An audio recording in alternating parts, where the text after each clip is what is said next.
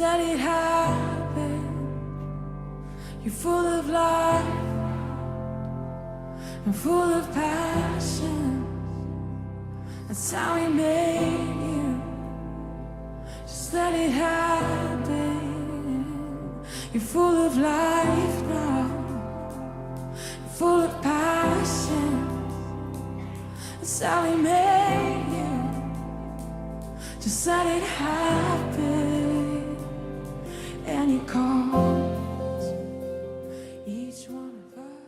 Estar leyendo la palabra de Dios. Ya sabéis que el Evangelio del domingo es el Evangelio del capítulo 1 de Marcos, de los versículos 40 a 41. Y es un pasaje muy sencillo, muy conocido también. A ver, que es continuación un poco del de la semana pasada, ¿no?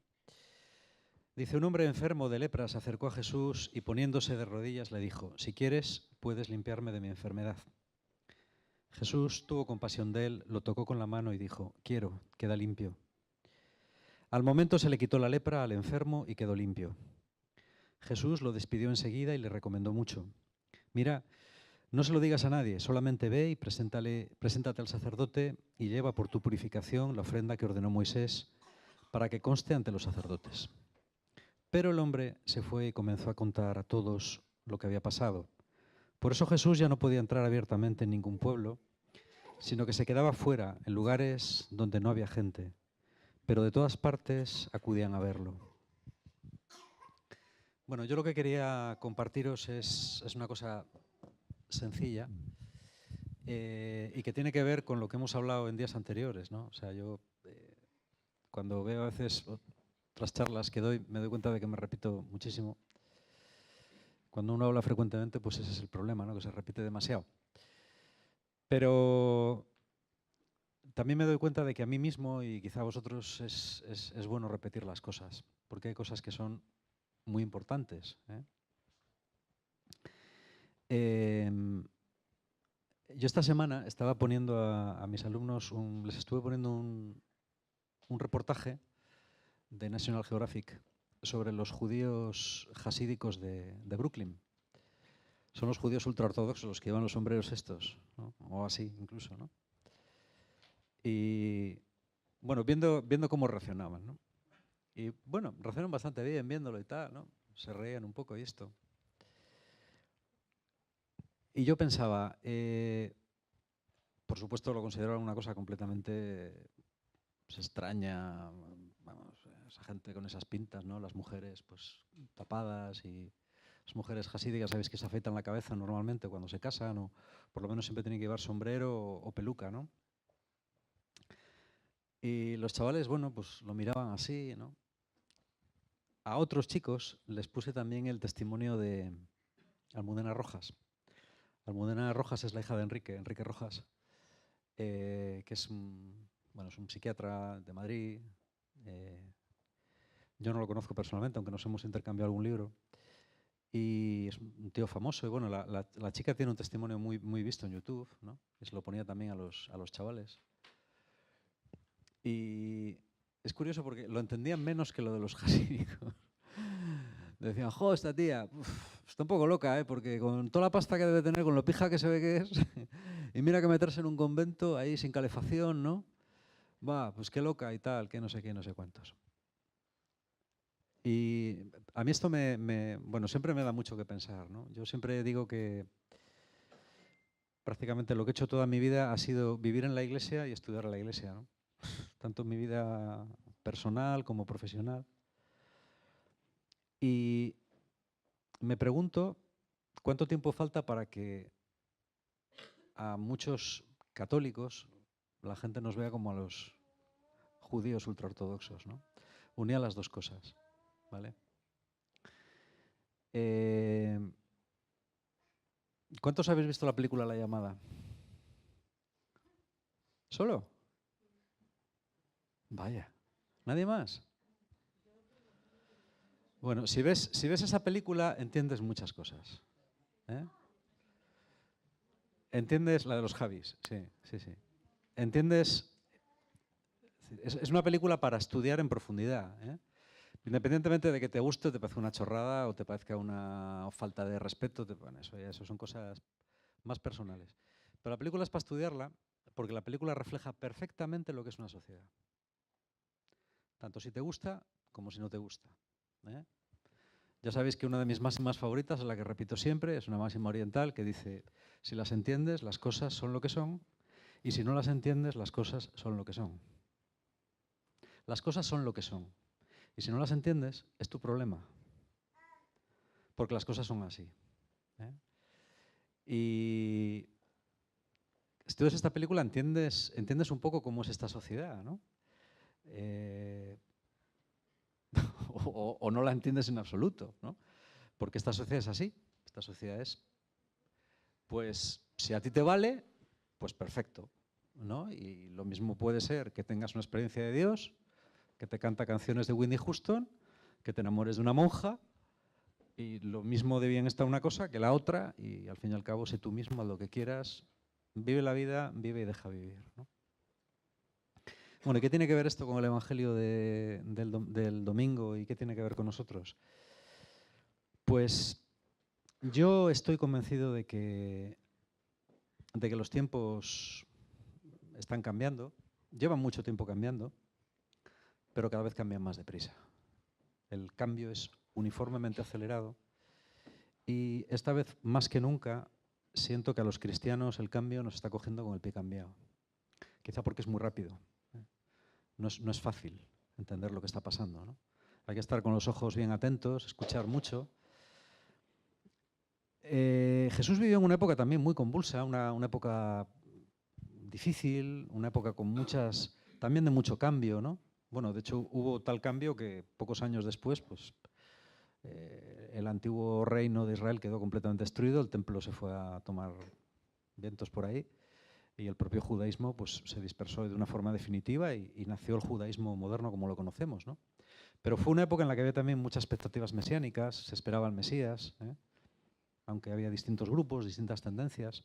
Era una época de una gran efervescencia religiosa, en la que no solo estaba Jesús, había otros maestros como Gilel y otros maestros rabínicos, ¿no?, que tuvieron mucha importancia después de él también. Jesús, por supuesto, fue el que más importancia tuvo, no solo porque nosotros somos cristianos, sino porque la tuvo, ¿no?, por la repercusión histórica que tuvo. El caso es que Jesús plantea un mensaje bastante distinto al de los rabinos. Los rabinos planteaban sobre todo un mensaje teológico. Para ser un rabino hay que dedicar 14 horas diarias al estudio de la Torá. Todos los días de la semana. Menos el sábado. El sábado se va a predicar lo aprendido a la sinagoga. Hay rabinos que se pasan encerrados en la sinagoga toda la semana. Algunos no van ni siquiera a casa. Los rabinos hasídicos del siglo XVIII y XIX ni siquiera iban a casa. Estaban en la sinagoga toda la semana estudiando la Torá. Y los comentarios a la Torá en la Misná, bueno, el Talmud sobre todo, ¿no? Y es una religión, digamos, teológica que intenta predicar, es decir, que tiene un discurso que intenta reglamentar y determinar cómo tiene que ser cada aspecto de la vida. La Torá tiene 613 mandamientos. Yo una vez me los leí enteros. Tuve la moral de leérmelos enteros. 613. Te dice exactamente lo que tienes que hacer en cada momento. Pero Jesús no. Jesús ejerció un tipo de magisterio diferente. En primer lugar, los discípulos no le elegían a él, como sucedía con los rabinos famosos, sino que él los eligió a ellos. Eso en primer lugar. Y en segundo lugar, Jesús es un maestro de vida. Y el ejemplo más claro es este. Jesús interactúa con la gente. Y interactúa siempre a partir de las necesidades de la gente. No primero predica, no, primero interactúa. Lo original de Jesús no es tanto el mensaje, que sí tiene cosas originales y otras que también otros rabinos las compartían. Es la manera de entender cómo acercarse a la gente. Los rabinos establecían una distancia, una distancia que estaba sobre todo marcada por las normas por las normas de la práctica y las normas de la pureza. Las normas de la pureza ritual en la comida, en el kosher, en los hábitos, el kashrut, y luego en las celebraciones. ¿Vale? Entonces, los rabinos vivían en un espacio de santidad aparte del mundo, y solamente los elegidos, los que querían ser como ellos y vivir como ellos, podían acercarse a su entorno. Los pecadores estaban excluidos. Hoy en día no podemos hacernos una idea de los diferentes círculos de exclusión que existían en la Judea de Jesús. Había círculos de exclusión.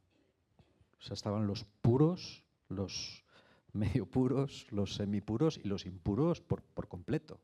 Vamos, había gente que es que no podías ni mirarla ni tocarla porque te arruinaba la vida.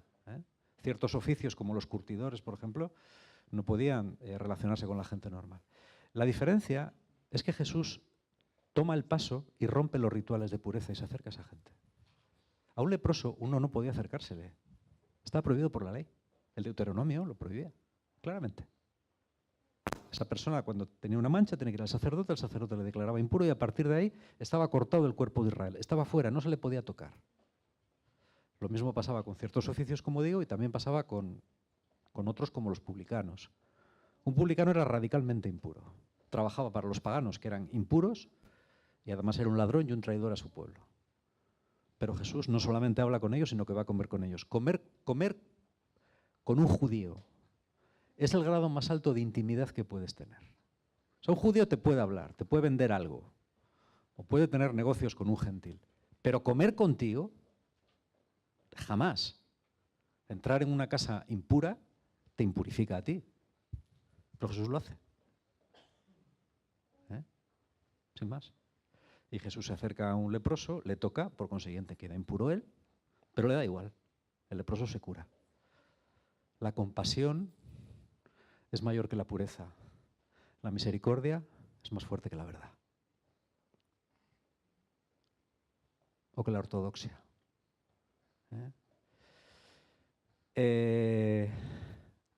Eso nuestra sociedad sí lo puede entender. Yo me doy cuenta de que a mis alumnos, tanto pequeños como mayores, da lo mismo ahora con adolescentes que cuando estaba hablando a gente de teología o en la universidad, ¿no? La gente, hay cosas que no entiende, es decir, que ya ni siquiera la gente que se dice cristiana las entiende, ni las practica.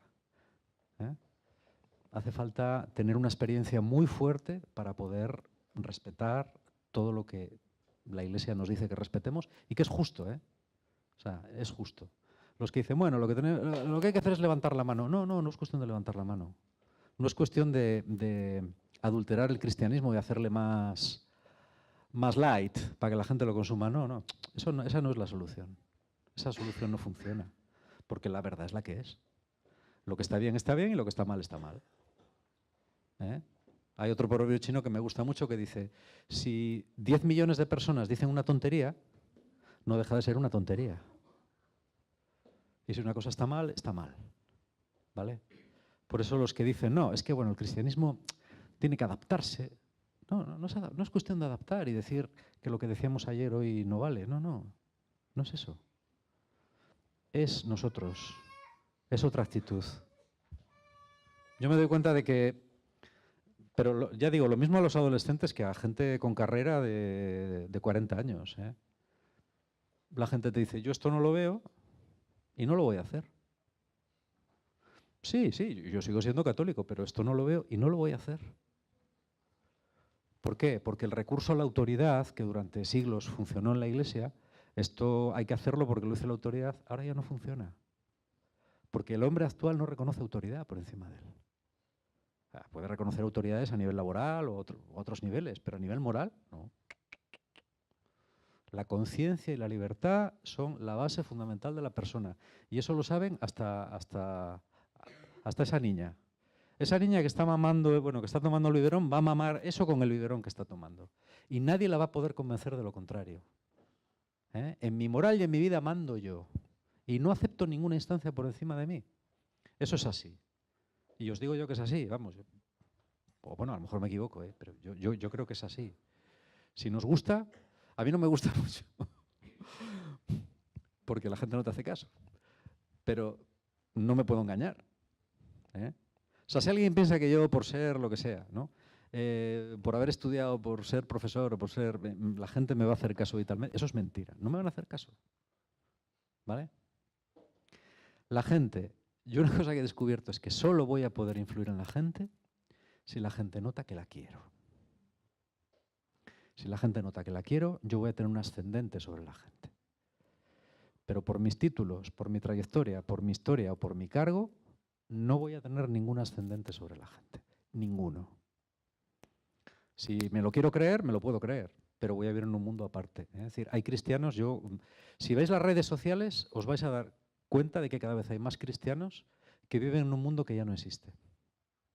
Solo existe en sus cabezas, en sus ambientes y en Internet. Tú entras en páginas web como... Me dice mi mujer que no diga nada, vale. Nada. Como decía Peter Mauren, el fundador del Catholic Worker, el hombre propone y la mujer dispone.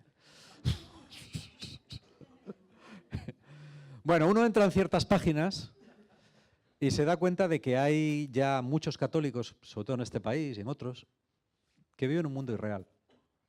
Viven un mundo que ya no existe. Como los judíos de Brooklyn. Solo que los judíos de Brooklyn se dan cuenta, porque es evidente, y estos no.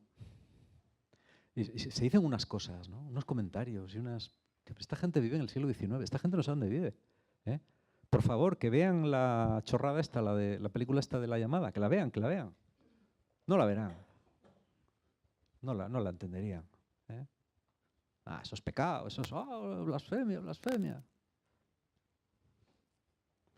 Bueno, da igual. De verdad. Yo es una cosa que he descubierto con mis alumnos, tanto los pequeños como los mayores, da igual. El ascendiente moral que tú tienes, le tienes con tu vida y con tu cariño por la gente. Pero sobre todo con tu vida. O sea, los títulos no valen, ni religiosos ni académicos. Lo que vale es tu vida. Que lo que dices, lo vivas. Y que si dices que amas a la gente o dices que Dios ama a la gente, que vean que tú les amas. Si es así, tendrás credibilidad. Si no es así, estás perdiendo miserablemente el tiempo. Vale más dedicarse a la poesía o a las canicas. Es una cosa que os quiero compartir porque, bueno, esta semana he sido como muy consciente de ello, ¿no? Es importante vivir y es importante mostrar la verdad. Vivir y mostrar la verdad. Yo me doy cuenta de que los cristianos, lo digo muchas veces, hablamos demasiado. Respondemos a montones de preguntas que no nos hace nadie, porque a nadie le interesa. Escuchamos muy poco. Y ahora se trata de escuchar y de rezar mucho. Hoy en día en la Iglesia lo que hace falta es gente mística, gente que tenga una relación íntima con Dios, gente que pase mucho tiempo de rodillas. A veces es fácil, el tiempo pasa volando, a veces es muy difícil. Y uno se distrae y Dios no aparece por ningún lado y puede no aparecer durante años. Pero de todas formas, lo vivas como lo vivas, tienes que ser un místico. El místico no es el que siente grandes cosas de Dios o grandes revelaciones. El místico es el que está de rodillas ahí. Ese es el místico de verdad. Sienta o no sienta, es el que está de rodillas ahí todos los días, delante del Señor. Y solamente cuando estás delante del Señor, Él te da la autoridad para poder influir en la vida de la gente. ¿Vale? Yo, la semana pasada estaba en el consejo, esto lo puedo decir, ¿no? No digo ningún nombre, vale. Estaba en el consejo diocesano y llevo en el consejo diocesano desde 1992. Por turnos, ya sabéis que son, pero me toca frecuentemente. Y esta última reunión no, pero la anterior, estaba yo en un grupo, pues la dinámica siempre es igual. Y te dan unas preguntas, o sea, hay unas preguntas y se comentan, ¿no? Las preguntas y luego se hace una puesta en común. Y alguien toma nota. Silvia también está en el Consejo Diocesano. Y cuando nos tocaron las preguntas, alguien me preguntó, bueno, y José, ¿tú qué piensas de estas preguntas? Digo, no, mira, yo estaba pensando una cosa. Ahora se me había ocurrido una cosa. ¿En qué? Digo, que estas mismas preguntas, exactamente las mismas, las estábamos discutiendo en un grupo igual que este, solo que la gente que estaba ya ha muerto, pero bueno, en 1992. Las mismas. Y todos decían, oh, ya. En 1992. Solo que ya, digo, de los que estamos allí, debemos quedar vivos 2 o 3, y los demás ya se han muerto, o sea que ya estas preguntas no, tampoco creo que les importen mucho, ¿no? A lo mejor si esto sigue así, dentro de otros 30 años, igual aquí ya no estamos, y están otros, ¿no?, haciéndose las mismas preguntas. Desde 1992 hasta ahora, la Iglesia ha pasado a ser, de estar en el segundo o en el tercer puesto de aceptación social, a estar en el último. Pero nosotros seguimos haciéndonos las preguntas, porque es muy importante. ¿Y qué podemos hacer para cambiar? Yo no sé, ni idea. A lo mejor lo que teníamos que hacer era, en vez de hacer nuestras preguntas, ir a la capilla, arrodillarnos delante del Santísimo y orar. Y decirle, Señor, no tenemos ni puntos suspensivos idea de lo que tenemos que hacer. Yo por lo menos no la tengo y estoy estudiando todos los días, de verdad. No sé qué es lo que hay que hacer. Hay gente que me dice, ¿qué hay que hacer para evangelizar a los jóvenes? Digo, si yo lo supiera, pues no lo sé. ¿Qué hay que hacer para que la gente se convierta? Ni idea. Yo lo único que hago es rezar, eso sí lo hago. Y cuando siento que Dios me dice alguna cosa, pues la hago. Pero hay una cosa que sí sé. Hay cosas que no sé, pero hay una cosa que sí sé. Esto que hacemos no es. Esto no es. Lo que es no sé, pero sí sé que esto no es. ¿Por qué? Porque no da ningún resultado. ¿Vale? Creo que podría dar resultado pues el acercarte a la gente. Yo hace tiempo que procuro mi labor, digamos, como profesor es sobre todo motivar a mis alumnos y que sientan que los quiero, ¿no? No sé si lo consigo o no, pero yo sé que la cosa va por ahí. Y creo que como comunidad las cosas van por ahí. Y la última cosa que quería decir es la siguiente, y insisto en ella. Los cristianos tenemos que ser gente que nos tomemos la fe en serio. Esta semana he vuelto a releer, que hacía mucho que no lo leía, Carlo Carretto. Carlo Carretto es un tío que me gusta mucho. Fue un antiguo líder de la Acción Católica Italiana, bueno, junto con Luigi Lleda, en los años 50, en la época dorada con Pío XII, ¿no?, de los movimientos especializados. Y él tuvo una crisis espiritual muy fuerte a los 40 años y se marchó a Beniavés, a Argelia, y entró en la orden de los hermanitos de Foucault.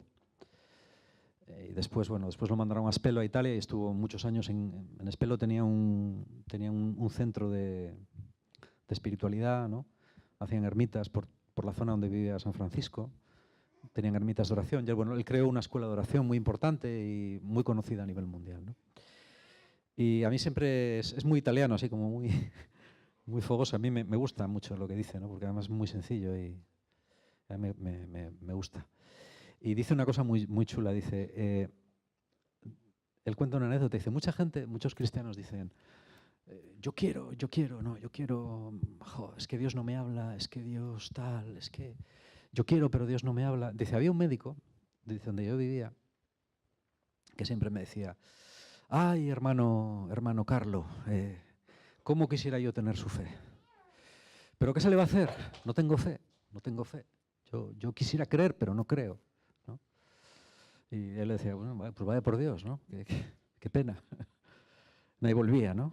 Ay, hermano Carlos, es que yo verle a usted, es que me... Pero claro, yo como no tengo fe, yo no tengo fe, ¿qué se le va a hacer? No, pues nada. Dice, este hombre tiene un miedo enorme a la muerte, terrible.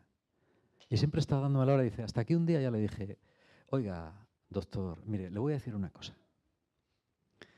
Le voy a hacer una propuesta. Usted es médico y es un hombre rico. Le voy a hacer una propuesta. Mire, venda una parte de los olivares que tiene y désela a los pobres. Deje de dormir con su criada. Su criada no duerme con usted porque le guste. Duerme con usted porque es pobre y porque no le queda otra. Dótela, que forme una familia y reconcíliese con su mujer. Y yo le prometo que antes de un año usted tiene fe. Y dice Carlo Carretto, solo me equivoqué en una cosa, en el tiempo. Fueron 3 semanas. 3 semanas. Lo hizo. Y milagrosamente le entró la fe.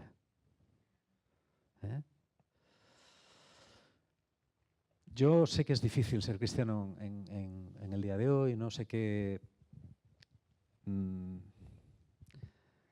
a veces no es fácil la vida de fe, a pesar de los muchos tópicos que hay y que se dice que es maravillosa y tal. Bueno, es maravillosa a veces no es tan maravillosa.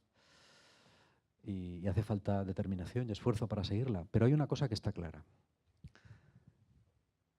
Cuando uno se lo juega todo por Dios, Dios responde. Y hay que tomarse a Dios en serio. Con Dios no se puede jugar.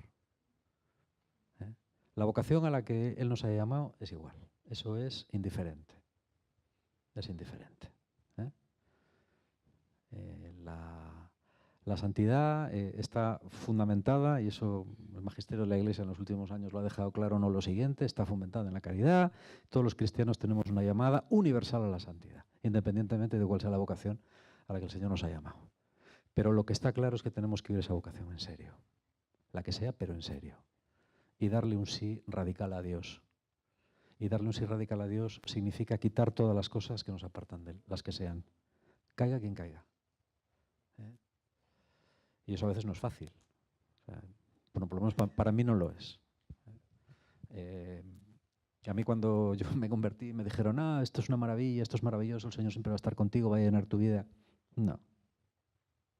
A veces sí, a veces no. Es así, por lo menos en mi experiencia. Yo he pasado mucho tiempo de oscuridad en que en la oración no sentía nada. Absolutamente nada. Pero nunca jamás en mi vida he dejado de orar. Nunca. Soy un desastre en casi todo, pero nunca he dejado de orar en mi vida, porque sabía que eso me mantenía cerca de Dios. Y lo haya sentido más o lo haya sentido menos, me haya sentido más feliz o menos feliz, más realizado o menos realizado, siempre he sentido que Dios estaba conmigo. O siempre he sabido que Dios estaba conmigo. Y siempre Dios me ha sostenido. Eso sí que es verdad. Eso sí, ¿no? Para influir en las personas, para poder llevar al Espíritu Santo, tenemos que quitar todo lo que nos impide estar cerca del Señor. Tenemos que acercarnos a los leprosos, tenemos que contaminarnos, tenemos que dejar cosas que queremos y tenemos que eliminar el pecado, que es lo que nos aparta de Dios, de nuestras vidas. Es como el médico este. Mientras sigas siendo un egoísta y sigas durmiendo con tu criada, no vas a poder tener una experiencia de Dios. Y gracias que hay alguien que tiene la honestidad suficiente como para decírtelo, de hacerte el favor de decírtelo para que puedas cambiar de tu vida, convertirte y salvarte, ¿no?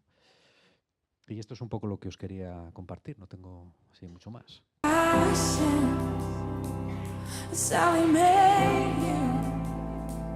Just let it happen. And He called